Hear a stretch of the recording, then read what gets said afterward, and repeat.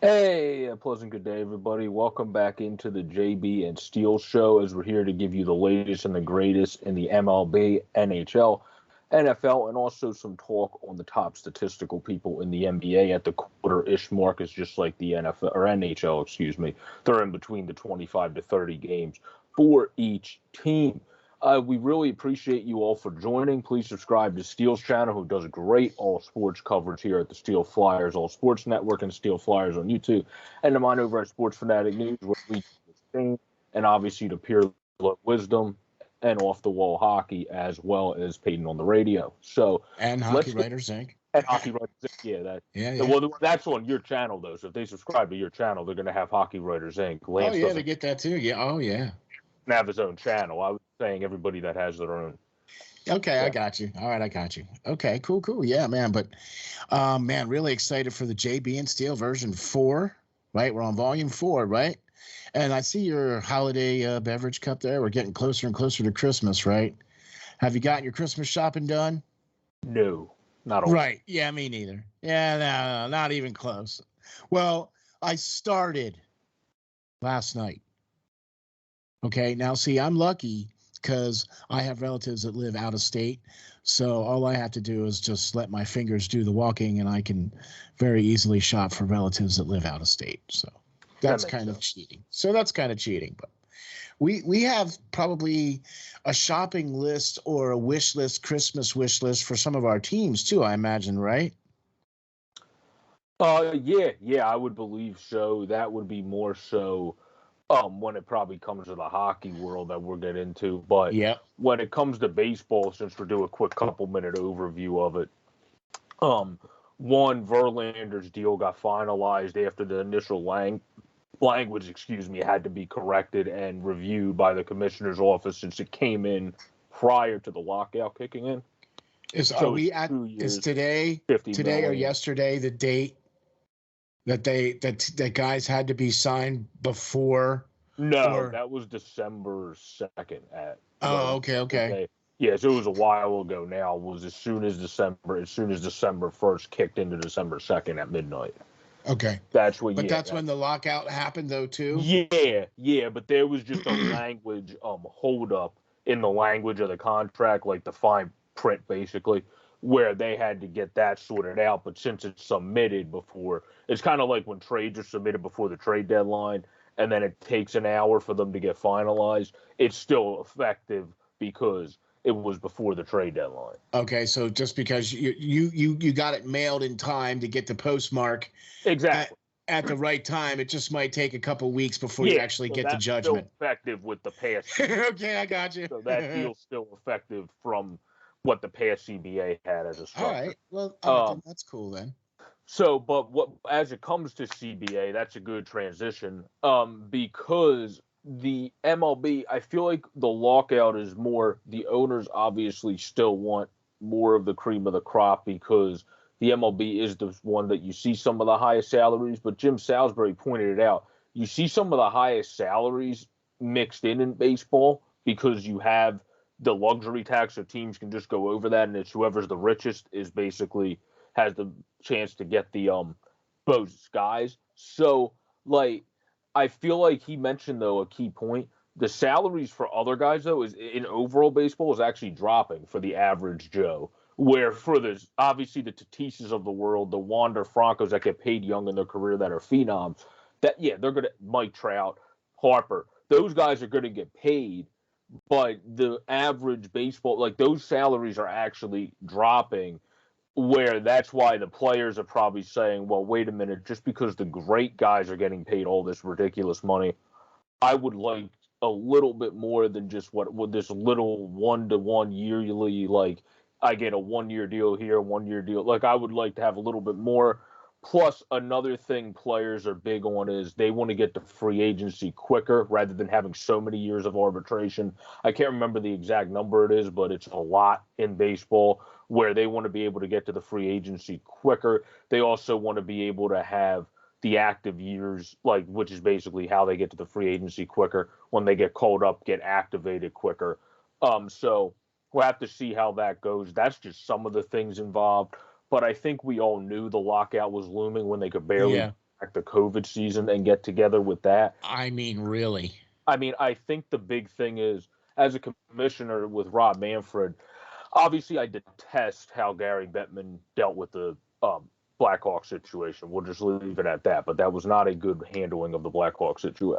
Where the way, though, that we were able to, with the CBA, have that extended in COVID, that's the thing he sucks at. Like, let's just be honest. The thing he flat out sucks at is getting a CBA deal done. We've been in a couple lockouts with Bettman, but he's rose the money share. He's helped expand the game overseas. When I've looked at the numbers, the league doubled and stuff, and then he really has helped the AHL level connections at the ECHL level to help with affiliations. Like, he's helped the game in a much different way, but he hasn't dealt with certain issues when it comes to PR, like big issues, like the Blackhawk situation. But right, and then see where, like in the baseball, Manfred has not dealt very well with the CBA.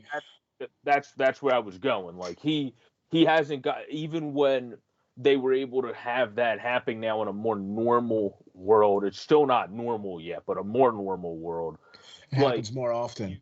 Yeah, you had that done in a time of high stretch in the NHL. They couldn't even get it done here. Where on the commissioner, it's your job to kind of help pull people together, and they weren't able to do that. But at the same time, on the Players Association and Tony Clark, it's your job to kind of be able to pull that group together so everybody's not just completely at heads with each other, and that's just not going to get anybody anywhere.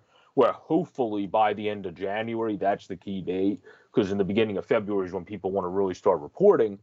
That's when you're able to get this done at the latest. Then you're going to have to sign people. You're going to see people signing like that. But that are left in the market, and there's still a lot of good people like Trevor Story at shortstop, to name one. So you're going to, and Carlos Correa at shortstop. So you're going to need to get it done sooner. I would hope by more the middle of January, so there's not as quick of a high stress time for baseball managers to have to like sign all those people. Everybody. Yeah. So that would be a better thing. But the winter meetings ain't happening this year because obviously there haven't been a CBA deal yet. So unless that gets done in a split second, there's not going to be the winter meetings that normally happen in December. And then also the Rule 5 draft did still happen, where people select players from the Rule 5 draft from other organizations where they were not able to protect their players, and those players have to be kept up in the bigs. Otherwise, they have to be offered back to their team if they don't make the active roster, their previous team. Okay. So do you think that there's any way that they're going to be able to get this done by the middle of January? I mean, I really feel that them not doing the winter meetings is actually hindering the progress of the CBA. Do you know what I mean? The winter meetings are more, they talk about league stuff, but that's also where a lot of people get the details and get talks going for trades and all that. And okay. So like they I don't think they can have the winter meetings without a CBA. So okay. I wasn't sure because sometimes different meetings because look, this is where the commissioner of baseball is failing. He is not able to rally the owners to a singular idea. He's basically taking the owner's idea and trying to say that it's the owner's way or no way. And there's no negotiation. There's no give and take. This is how it is or else. And if you don't like it, we're taking our toys and we're going somewhere else. Correct. Yeah. Well, it was an owner-induced lockout where baseball has only had one stoppage in 95 that I think was considered a lockout, where the other one I believe was in 92. I want to say, I might be getting the history, but I think that's what it was, where it was a player strike because they came into the season without a CBA deal because they just wanted to get the season started, but players threatened if they didn't get what they wanted, they would strike, and then they did, and there didn't end up being a World Series. I'm pretty sure that was 92. But I could be wrong on that, but I'm 95% sure it was 92. But that's pretty much all we got for baseball and the lockout talk right now. We hope it gets better as time goes on. Sooner rather than later. Yes, exactly. We hope it gets better as time goes on, because obviously we want to be able to see the season start in time, or we don't want to see those shortened seasons like we saw in the NHL, obviously. So we want to have an extended season that's the regular length and not the shortened lockout season that the NHL had while they were trying to have their exactly CBA. Exactly. So, hey, look, like I said, it's one of those things where we want to hear something sooner rather than later. And as long as they follow that kind of path where, look, you have some time to kind of, I guess, try to negotiate. I mean, I guess that would be the word for it, because they basically came out and said, here's the deal. So now the Players Association is going to counter that, right? And then there's going to be this back and forth now in the media with what the ownership is offering and what the Players Association is going to counter with. So that, to me, is mistake number one. No, exactly. I mean, I think it's just, it goes back to what I said at the forefront. Like you made it, like with all what you just said, they're trying to get too much done at once where a CBA, I can't remember who made this point on MLB Network, but they made the point of you can't get everything done in one foul swoop of a CBA. That's why you amend CBAs over time and you put different things in. You just got to get done your you should have 3 key points for each side or something like that. Right. However many key points you want to have, no more than 5, because then it gets too complicated. And then go with that and run with that. And then you can amend stuff as time goes on. And then it makes it a lot easier. But the problem here is we've heard about the NHL at times as my closing point for this being the most divided between the Player Association and league. That's now flipped to baseball. That clearly is the most divided between the Players Association and the league. And that's not just on Rob Manfred to get together. That's on Tony Clark to get together. Yeah. Runs the Players Association. Exactly. Not that the NHL, which is a perfect segue, not that the NHL is that terribly much better, but it has gotten... No, it's not. But they got it done, like we said. They got it done in turmoil time, where they were trying to bring a season back during a freaking pandemic.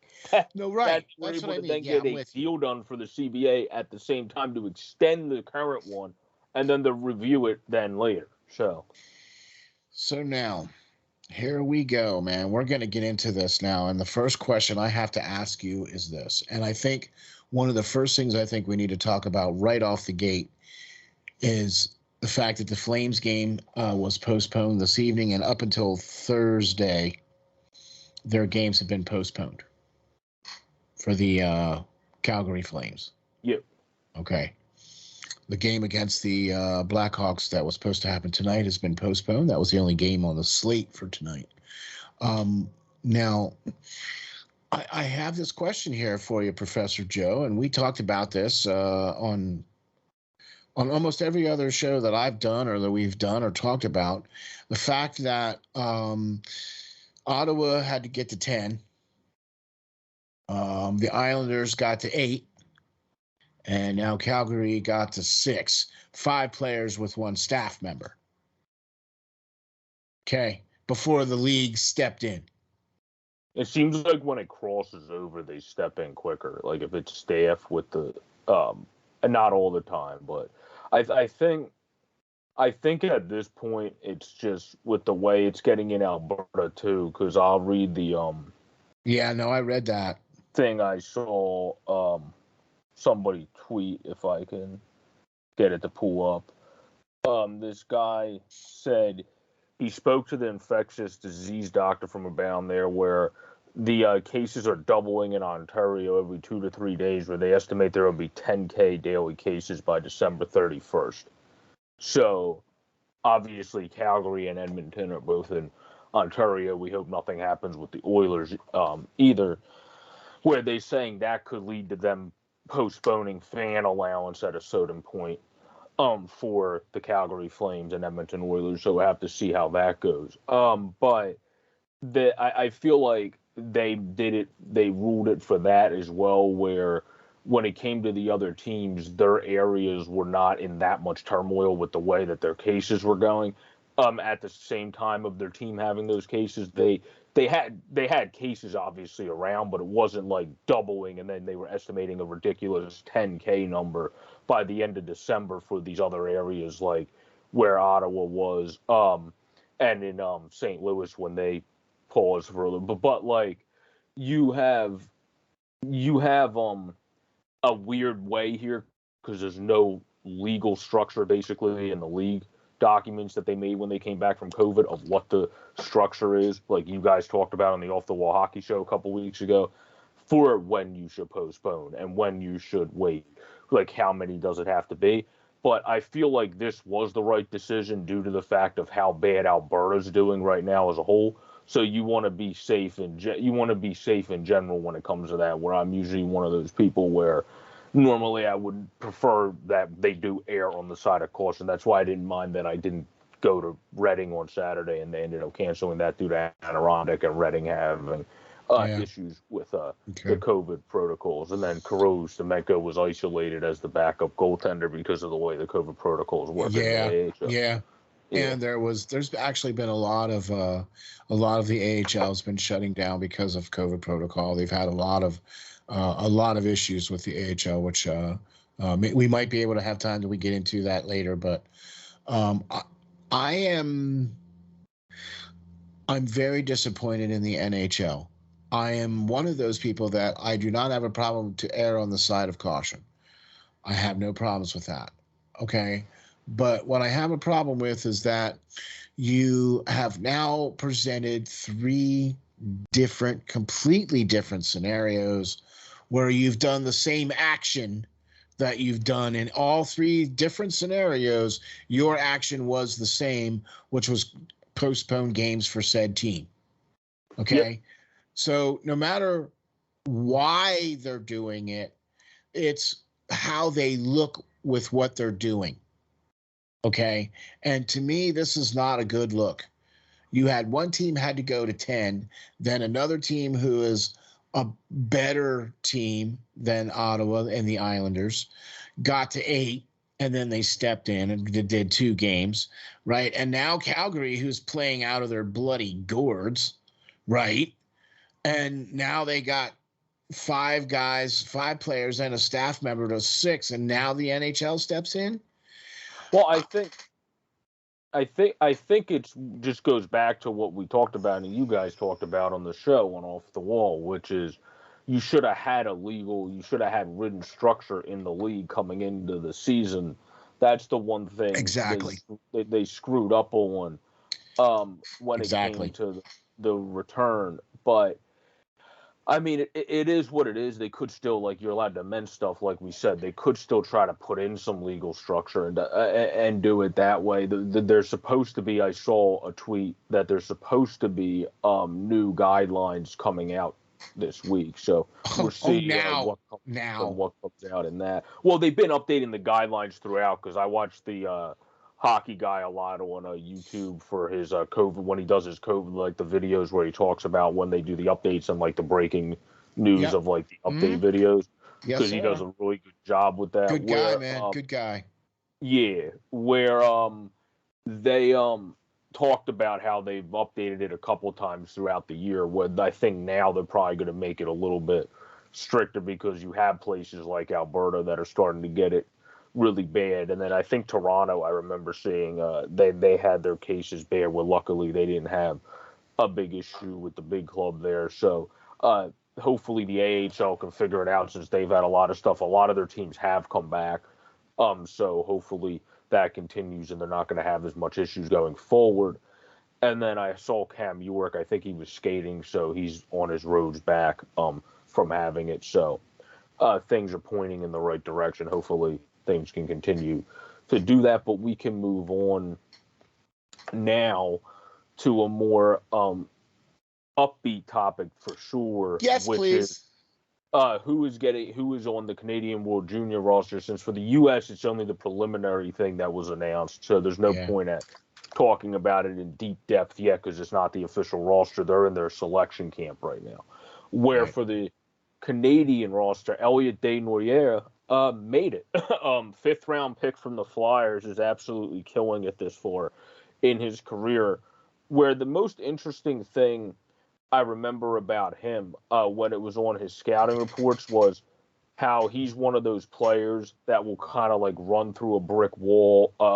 Really has that high, like plays better. Like it actually said he plays better off the puck than on the puck because he'll just run and go to all the spots you want a guy to go to and not care. Which you have to maybe be able to tone it down because you don't want him to be like Hughes, where Jack Hughes is all the. Now he doesn't have the same talent level. Obviously, he wasn't picked that up. But I'm saying where he gets injured because of how much of a bulldog mentality he has. Like you have to be able to balance that at the same time. That's why I brought him up.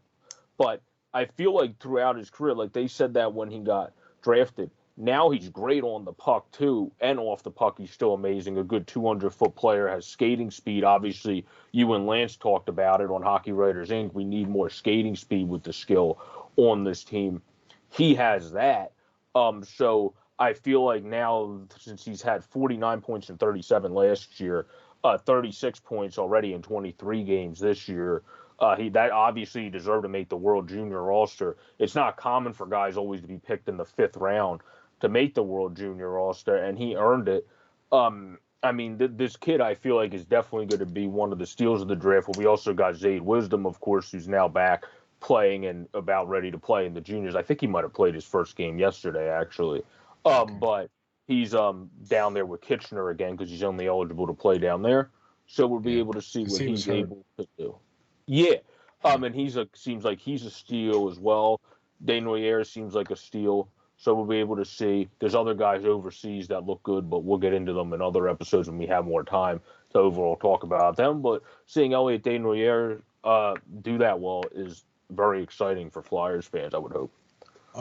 The fact that the Destroyer is captain of the team that he's on right now, is it Moosehead? Halifax. Yeah. Halifax? Okay. The Moosehead, Halifax Moosehead. Yeah. So is he the captain? I knew he was the A last year. I didn't even know he was a captain. Yeah, he's captain this year.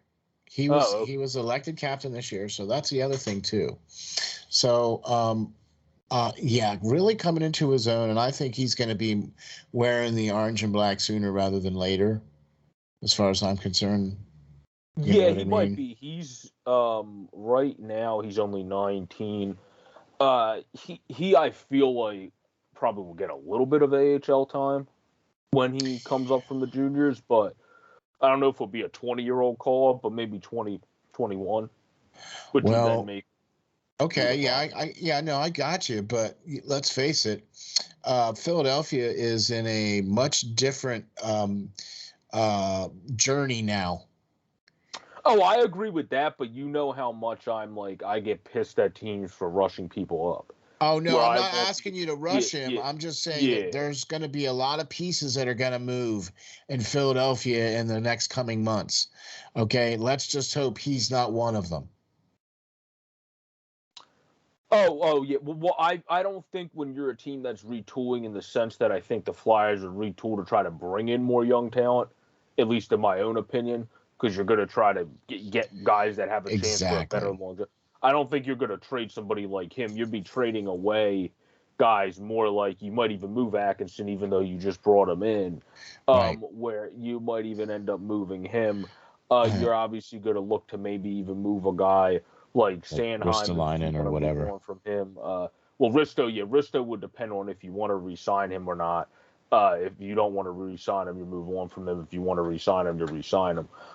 So you have to see what you want to do there because he's still at 20. I think he's 27, so he's still at that age where you definitely have a good amount of years left with him. At least like probably 5 seasons that he's playing at a decent level. So that's the other thing. But the other thing we have to talk about, though, moving on from the Flyers so we don't get too overly invested, who are on a 2-game winning streak now, and don't let that get out. try to get going against the Devils, who they lost to the last two tomorrow. Right. But also Bedard making the Canadian World Junior roster. I know. That's another good one. Yeah, Connor Bedard makes it at 16 years old. Obviously, is going to be one of the best players. And I believe he's eligible in 2023. Yes. Yeah. Because that makes him 17. Yeah, where in Oh no, yeah, wait, no, I'm sorry, 18. Mm-hmm. Well, you can be 17 if your birthday falls on, or you know what I mean. It's whatever that cutoff date is. Yeah. No, exactly. I agree because Shane Wright is obviously the guy that's talked about the most this year, but Bedard's kind of one of those guys that's been talked about as a phenom. Similarly, through the rising ranks is another person that's from Canada that obviously still has his place in the offseason in Halifax. Yeah. That is a captain of a certain team in Pennsylvania that is not ours. The way mention any names or anything. Bless you. Sorry. He that wasn't too subtle there, Pro Joe. No, I don't like to put a lot of pressure on people, but he has been in that same phenom level at a young age. Talked about, written about in the Hockey Writers and all these other magazines you can read. So it has that level of like, oh my gosh, to it, where Shane Wright has that a little bit, but he fell off a little bit when they have another guys. Well, but this draft to me, even in 2022, we'll get into it more in further shows when we have the time. But I like a lot of people in the draft and think it's actually like people that really dive into the draft that are like the draft like analysts. They talk about how it is a deeper draft. It's just you don't have in the draft next year. You just have the Connor Bedards of the world who are like I just said, Crosby, like how it was as a team. Like everyone's talking about this dude at a completely different level. Where in this year's draft, you have guys that came on later, like Savoy, who really is getting better in his draft year. Nemec's a great defenseman. Yurov's a good two-way player. And then you have Slavorsky, who's a very good bigger center. So obviously that's somebody that I wouldn't mind getting for the Flyers. A bigger center that can skate kind of reminds me of Vitaly Kravtsov, but at center. Oh gosh, no. So that wouldn't be a guy I would mind having. So there's a lot of guys that I like in the draft, even if the Flyers end up going on a run. There's even people later in the draft, like Nathan Gauthier, or different people like that. So you have a bunch of different people at that point. So I feel like this draft is not as good as the 2023 because the 2023 is supposed to be talked about as one of the best in a long time. But that's why people are saying it's not deep. They're saying it's not deep because it's compared to that next year's draft that's supposed to be one of the best, ever in most people's eyes. Right. Anything's not going to be that deep. Right. See, that's what I was just going to say. And this past year's draft wasn't that deep either.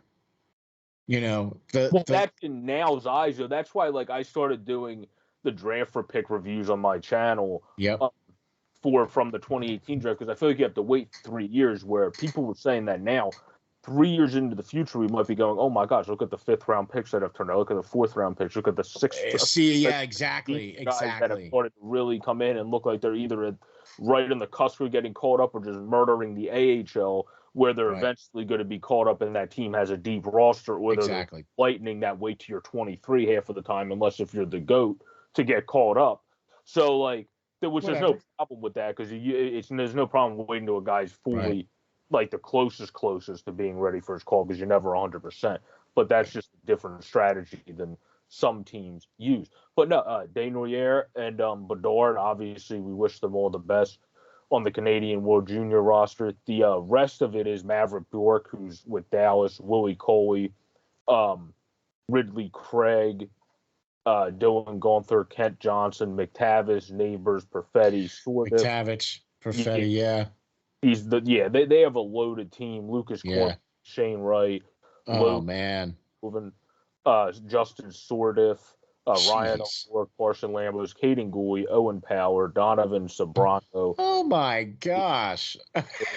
Owen Zealander, and then goal the most experienced is Colsa and Gerard, who I didn't even see. Good gravy. So as long as this Wow.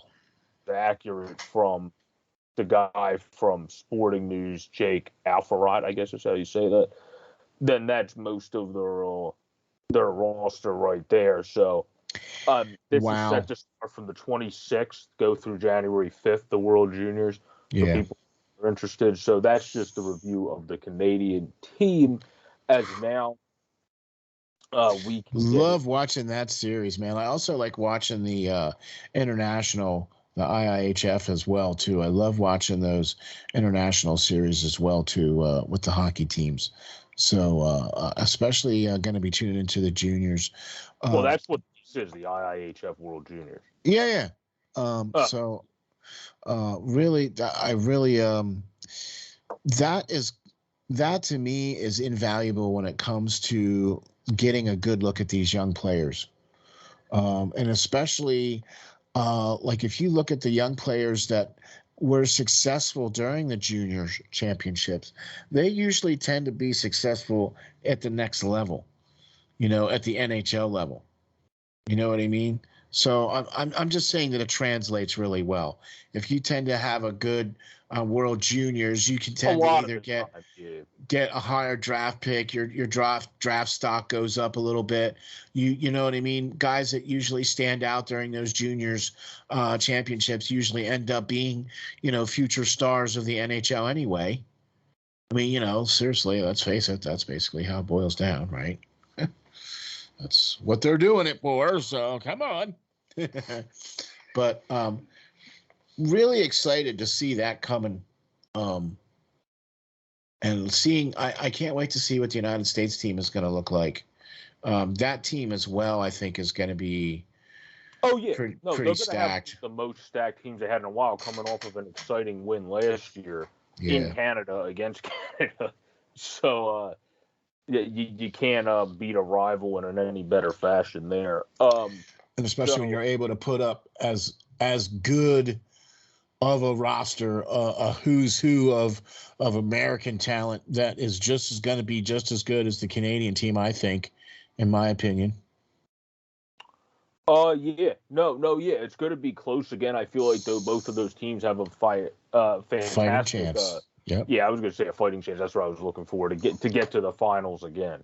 Yes, but sir. Another thing we want to talk about in the positive runner thing is how good Charlie Lindgren did after having a great AHL career. Charlie Lindgren has come up now, and he's 3-0, 1.42, 947 save percentage. Pirlo and I were talking about it on his show. He's just one of those guys you root for. And then Gillies had a good game yesterday.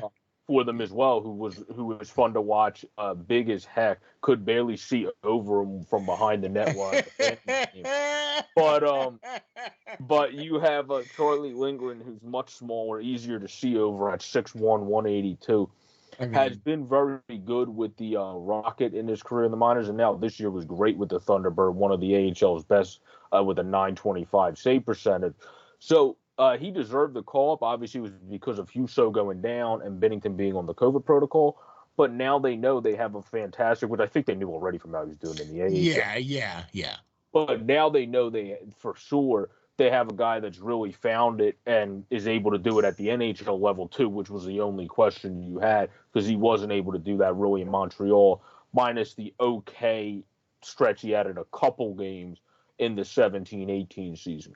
Otherwise, he wasn't really able to do it in Montreal. So I think this kid now has well, he's not right. He's 27. I think he has a chance to be able to find it and be maybe one of those guys that becomes a backup now around the league with somebody else. Because if you stay that hot, you're definitely going to get noticed. Not necessarily to be traded now, but when you're on the market again, which I think is after the season for Lindgren. So you're going to be noticed potentially as a potential backup for teams. So at that point. So let me throw a sick number at you here, okay? Right? So they had him called up, right? to come and fill in, right? To play 3 games, Charlie Lindgren, right? Correct. Yeah. In those 3 games, he won all 3 of those games. He only had to stop 57. He only faced 57 shots in 3 games. Oh yeah, Berube's team plays a very good defensive. I mean, he only let 1 goal in on each one of them games. Yeah, no, they defend you really well, which is exactly what teams like when you saw Rick Taka's structure in Arizona when Dorsey Kemper was successful was because they kept people to the outside. Where that was a different structure, but there's different defensive structures where the Blues use the one that's a little bit not oftenly used anymore, which is to try to just get in the face of the opponent and frustrate them, and then push the offense up the ice and get it going that way. Where only a couple teams really use that. The Bruins are obviously a team that have always kind of used that strategy.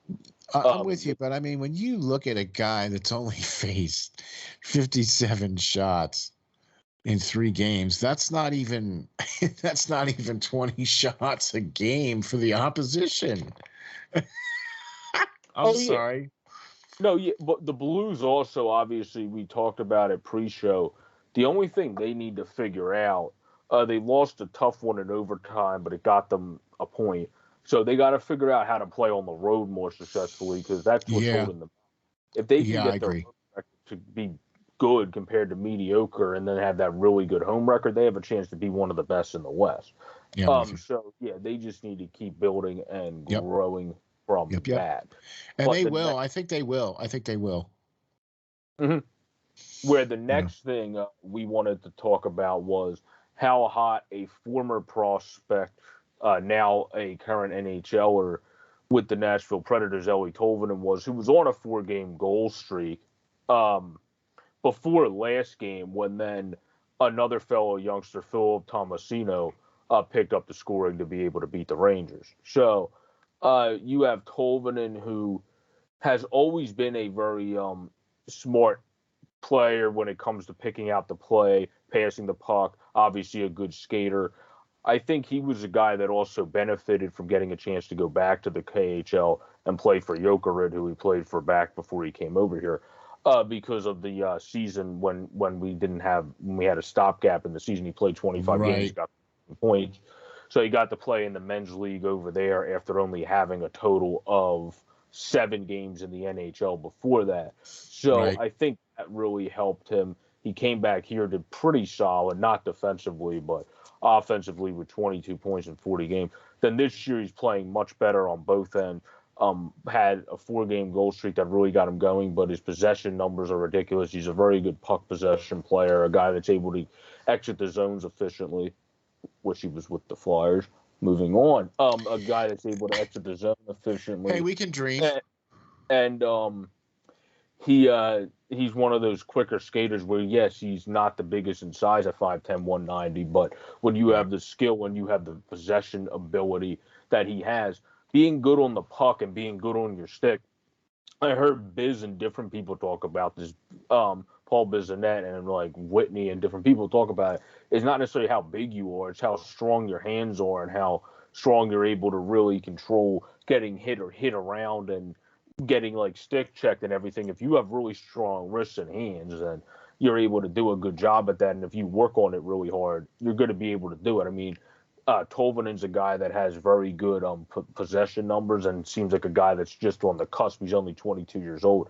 He's really starting to figure it out this season, where last year he did solid offensively, but this season he's kind of figuring out more in all facets. Right. No, I mean, I've been very impressed, especially with the age and how he's coming through. It's always amazing when you see these guys, you know what I mean, when they finally start to get it figured out. And it just goes to show you how much of importance it is to the core of a hockey player, the strength of the core of the hockey player. You know, when you talked about it with being able to hold on to the stick, right? And being able to be strong on your stick. Okay, that's good, strong, crisp passes. That's receiving good, strong, crisp passes. It's being responsible on both ends of the ice. You know what I mean? That kind of thing. Mm-hmm. And so I really like that kind of aspect, and to see players who finally get to start figuring that out. You know what I mean? That to me, that I like seeing it. That's why I like to watch a lot of the especially the juniors and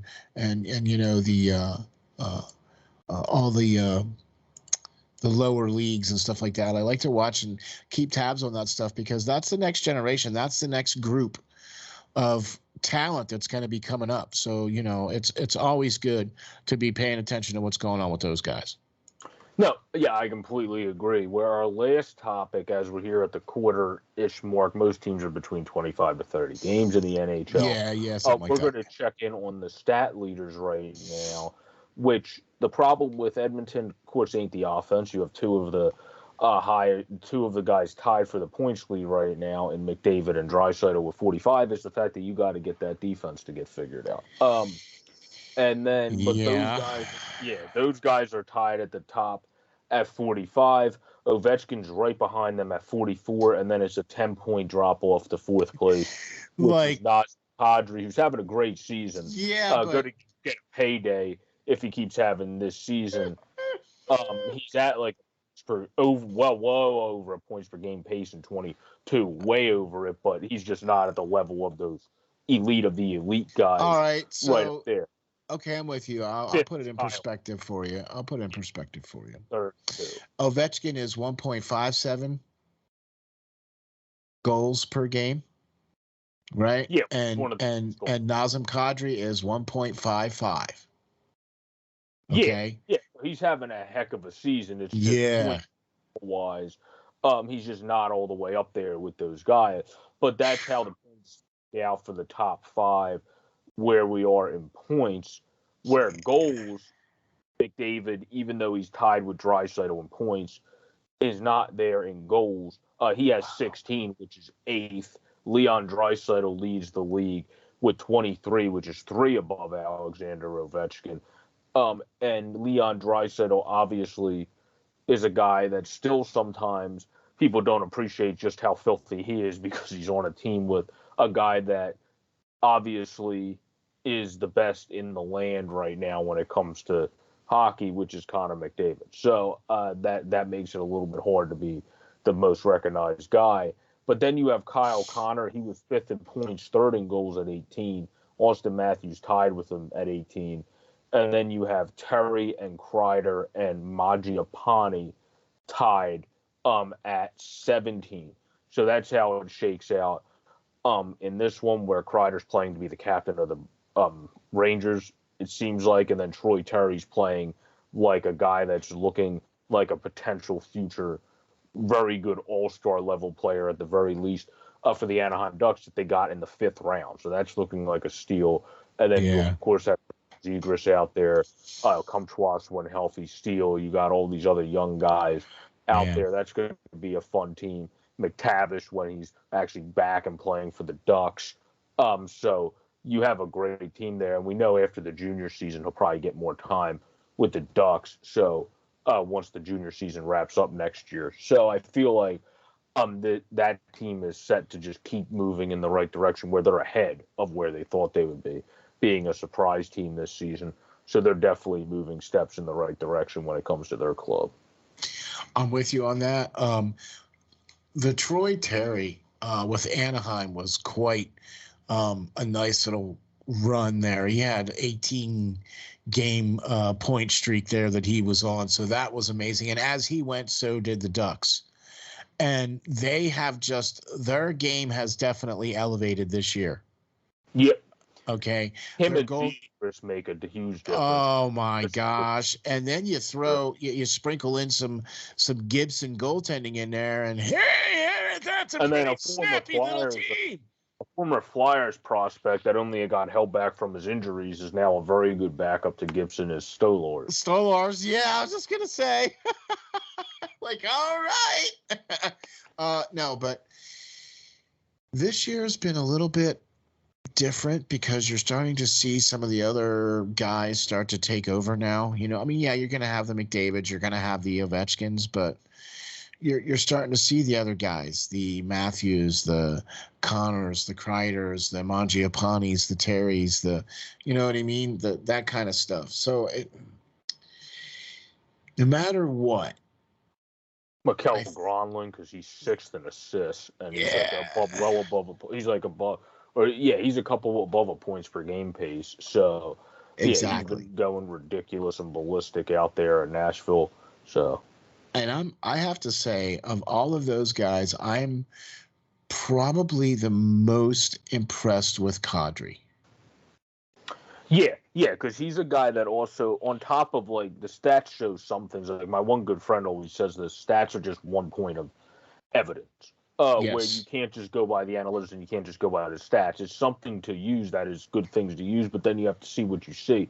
Where he's playing much more discipline, which is therefore leading to him playing as good of a game as he's playing this year. Exactly. Where when you see also in Colorado, it seems like Bednar has Knack getting out of the mindset that we put him in here, that Lance was talking about. And people that want to know, check out the Hockey Writers Inc. show about what he talked about. But he's a little bit more disciplined, minus the stupid penalties he took against us. He's playing a little bit more discipline out there and playing better, getting some goals. So I feel like when it comes to him, he's in a contract year too. That's always an extra motivator. So we'll have to see what he's able to continue to do. But he really picked it up and was a saving grace for them when Nathan McKinnon was injured. Yeah, no, I mean, that really was, I think that was the difference. And I think that's one of the things that kind of put him over the edge where, okay, we got a player in this guy. You know what I mean? This guy is the real deal here. And he made a decision hard for the coaches to send him back. You know what I mean? So that's I love those stories. I love players like that. I love hearing about players like that. Oh, yeah, because he's a guy, when he played bad, Bednar would move him down the lineup. Yeah, like send him down third, like give him lesser minutes because he wanted him to do what he was doing. He probably knew he had more skill in his tape and was able to get it going. And then he didn't know, I think, to this oomph degree because he hasn't shown that in the rest of his career. But he knew he had more there, and you're really seeing it this year. Exactly. And you know what? You got any other last little quick things here to say to wrap up about NHL? The quick thing about hockey we have to get into too. Two big reasons the Rangers are where they are Artemi Panarin and Adam Fox. Second in assists for Fox. Fourth for Panarin, who's tied with the aforementioned Nazem Kadri. And then also tied for the next spot is Kaprizov, Huberdeau, Hedman, and Gronlund, as well as Leon Draisaitl. Obviously, Panarin, Fox, huge parts of that Rangers team, as well as Lafreniere and Kakko, who's going to continue to get better if those guys can stay healthy. Man, and that's then you just have Lindgren, who's a very good defensive defenseman on that team. And then watch out for Jacob Trouba if you're on the ice. Especially if you're not looking up. Yeah, so be aware of Jake. And not Jake from State Farm. So this one here is a Trouba. He's wearing a license plate that says New York Rangers. He's the truck that's dressed like a New York Ranger. Yeah, man, that was just, that was one that the NHL got right. That was, to me, as far as I'm concerned, was not an illegal hit. He didn't leave his skates. He didn't lead with his elbow or his shoulder or anything like that. You know what I mean? It's just like dude turned around and he was right there. Yeah. Well, you also obviously the first thing you're taught, where I never played ice hockey at a high level. I only played roller hockey with people when we were able to play. But the first thing you just watch in videos when you watch those hockey 101 things is you got to keep your head up. But I don't think it was a dirty thing, but now we should, so we can get into it, move into the NFL, where first we'll start with an interesting thing and then go into something that is negative. But we have Micah Parsons quoted saying, "I don't really think the NFL is hard." The full quote says, "I don't think the NFL is hard. I think they got some really great players around here.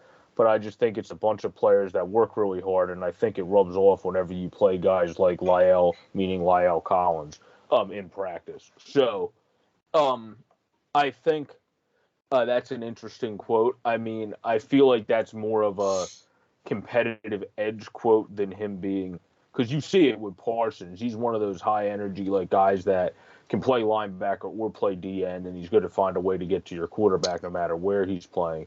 That's why a lot of people thought that he should have been, like, for example, by the Eagles, but they did end up getting a good pick, or should have been drafted by many teams that needed defensive help that were not just the Dallas Cowboys, and then needed to fall into the Dallas Cowboys. So he's a heck of a player. Preach it, brother. Yeah, so he's a heck of a Because he'd look good in black and gold, too. Yeah, he's a heck of a player. I usually don't mind guys kind of coming out of their shell to say stuff like this, so I'm just going to roll with what I normally say, and it is what it is. If you want to be that outgoing about how you feel, then be outgoing. People are going to be coming for you more now, but he has the talent to take on whoever is coming for him on the offensive line of the opposing team. So, all right. So now, I've got to watch Micah Parsons play high school ball. I got to watch him. Oh, okay. Yeah. Mm-hmm. He's from where I'm from, close by. He's not far from where I'm from. Okay. And so I got to watch him play high school ball, and he was the best athlete out there on the field. Hands down. When he was on the field, he was the best athlete out there. And when he got to Penn State, and then I got to watch him play at Penn State. And for the most part, he was the best defensive player at Penn State when he was there. Now, I think the thing that hurt him was that he sat out for the COVID year. Okay. And he still got drafted by the Cowboys. He's still going to bank. He's still a freaking phenomenal player as long as he stays healthy. He's going to be a great player. That's just it. He's one of those types of guys, like you said, Joe, where he's tenacious and he's not going to let something stop him or get in his way. And I like it when guys come out and honestly tell you what they think and feel about what's going on in the league that they're playing in. Yeah, no, I don't mind it at all. I think it's more he just knows how confident he is in his game, and that's really what that shows there. But moving now from a positive, fun thing from Parsons into something that's negative, the NFL unfortunately had 37 COVID positive tests across the league, setting their single-day high. That came in on Monday, as we're recording this on Monday, December 13th, where prominent people for tonight's game were Jalen Ramsey and Tyler Higbee, who will not be available to play against the Cardinals. For the Rams, other people were Miami Dolphins' Phillip Lindsay, and safety Javon Hollard, Chargers tackle Rashawn Slater, Cowboys receiver Cedric Wilson, Kansas City Chiefs receiver, who I forgot's on the Chiefs, Josh Gordon, New York Giants receiver Kadarius Toney, and then there's additionally a Tier 3 staff member of the Washington football team. So that's how it is there. That's unfortunate. Hopefully they're able to get that figured out, but that's just some quick breaking news to get out so people know that haven't seen it on their apps or what have you. Right. Well, listen, man, since we have since we covered the bad and the good, let's cover the game. Right? The bad, the good, and the game. So there's a game tonight, and it's actually going to be a pretty darn good game, I think. I mean, what do you think? Right? The Rams and the Cardinals? I feel like with Jalen Ramsey being the big impact player he is, it's in Arizona, him being out, being a very good tight end that also blocks significantly solid. So I think, and obviously catches it well from Stafford, I don't think the Rams have been as impressive the last couple weeks. They're only 2-3 in their last 5. So I feel like I'm going to definitely be leaning Cardinals in this game. And especially even without Kyler Murray, they were still able to take care of business with McCoy in as their backup. So, I mean, man, Arizona looking like the real deal this year. What are they, 10-2? 10-2, yeah. Yeah, I mean, well, the Rams are 8-4. Right. So I think this is actually going to be. I do agree, though. The Rams haven't looked that good over the last couple of weeks, but still 10-3 over the last 5. And Arizona has been playing very, very well.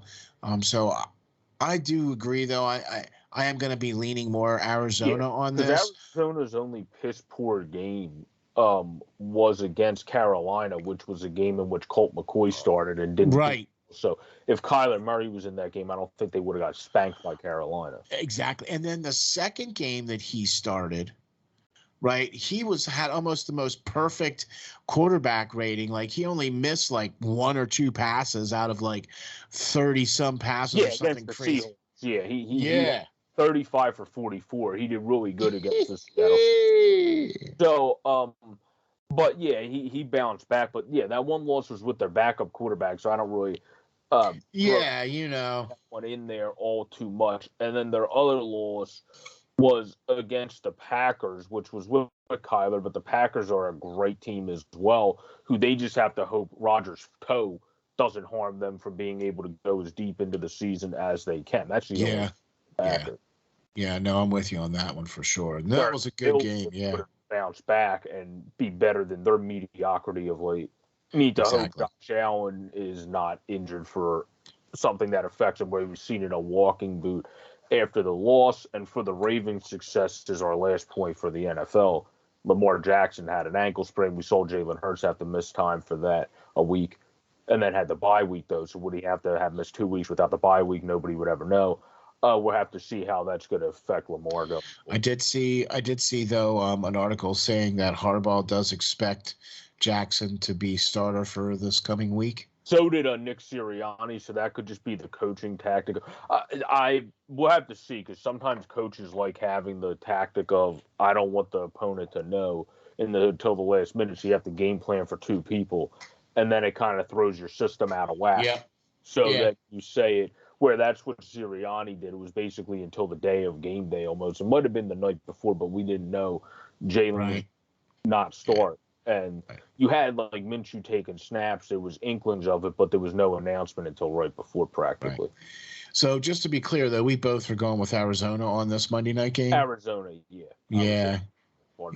Especially with the 2 big losses for the Rams coming in. Exactly. So I think maybe it's going to be more of a higher scoring game for Arizona than it is going to be for the Rams, I think, for this game. So, yeah. So, all right, cool. To wrap up our show, we're actually going to, for the first time in the 4th installment, since we're at the quarter mark, 25 to 30 games in this league as well in the NBA. We're going to give you some of the stats leaders, where the highest points per game guy is someone that doesn't care about age either, just like Alexander Ovechkin in hockey. And that is Kevin Durant, who's 33. I mean, what? Leading the league in points per game at 29. He also has 7.6 assists, 5.6 rebounds. So he's having a great overall season, shooting 38%, over 38% from 3 and over 50% from the field. So like, he's shooting absolutely fantastic overall. And then obviously for the Golden State Warriors, the Steph Curry everybody knows and loves is back in full effect. 6.3 assists, 5.6 rebounds, and 27 points at 40.404% from 3 and 43% from the field. So he's having a good overall season as well. And then Giannis Antetokounmpo is shooting over 50% from the field as well. Not the best 3-point shooter, but he actually takes the shots, so you give him credit for that. So it makes people, since he takes the shots, the pump fake makes people accountable. And a dude that's 6'11" and that freak of an athlete, once he drives to the rack, good luck stopping him. Once he's driving to the basket, there's not a good chance of doing that. Right. Where the other guy is the MVP, Jokic. That's no surprise that he's in 4th, and then Trae Young, who's an absolute shooter, a killer of a shot. No surprise that he's tied for 4th with Jokic when it comes to points. Well, yeah. So I mean, boy, you got some who's who here in the top, and with being at the quarter mark, is there any team? Look, I know that they've been some teams have had some guys in and out, either on COVID or injuries or whatever the case is, and I know that last year there was a lot of players that missed a lot of time, especially for the California teams. You know what I mean? So is everybody back and healthy?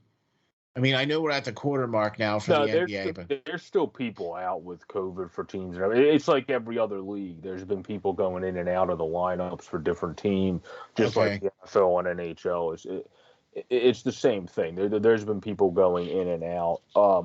So did they mandate for them to have the vaccine? All players have to have vaccine and all that? I'm 95% sure the NBA has not done that. Just like the NFL, I don't think it's done that. No, the NFL did. The NFL did if you want to have a social life, but if you don't mind just living inside your home, then you could just say that I'm going to be having my own locker, basically, and then play the game and then not be around my teammates again afterwards, which would be a weird dynamic for you, but it would I think be allowed under the guidelines. But when we get to positive things to wrap up, one of my favorite players in the NBA that's still doing it for the Phoenix Suns is Chris Paul, who is just killing it assist-wise, 10.2, leads the league in assists. He's not the same goal scorer he used to be, or not goal scorer, point scorer he used to be. He was thinking of hockey. He only has a little bit over 14 points, but he's one of those guys that is a playoff performer, a guy that turns it on, where last year I was so annoyed at Simmons, who I don't need to get into, Ben Simmons, but we'll be here till next Christmas. But I didn't watch basketball after he didn't take that shot over Trae Young. But once I saw how Chris Paul was doing in the finals, I did turn it on. So he's one of those player performers. James Harden, who's running it really well, running the offense well in Brooklyn, along with KD, his former teammate from Oklahoma City, 9.6 in second. And then Trae Young, who's also top in the league in scoring in the top 5 at 4, is third with assists at 9.5, combining really well. With Russ, who's doing very good assist-wise, he's 5th. He does need to pick it up, though, in terms of overall numbers. His stats are kind of deceiving because he's averaging 19.5 and shooting 45% from the field, but he still needs to figure out the perfect way to fit into the Lakers lineup. That's a way to put it. Where Doncic is 8.5, right ahead of Westbrook. So I think that pretty much, though, wraps us up for today, as we thank you for joining for the 4th edition of the JB and Steel Show for SteelFlyers, that you can find over at SteelFlyers.com, as well as it's just at SteelFlyers on Twitter, right? It's SteelFlyers52, at SteelFlyers52 on Twitter. At SteelFlyers52 on Twitter.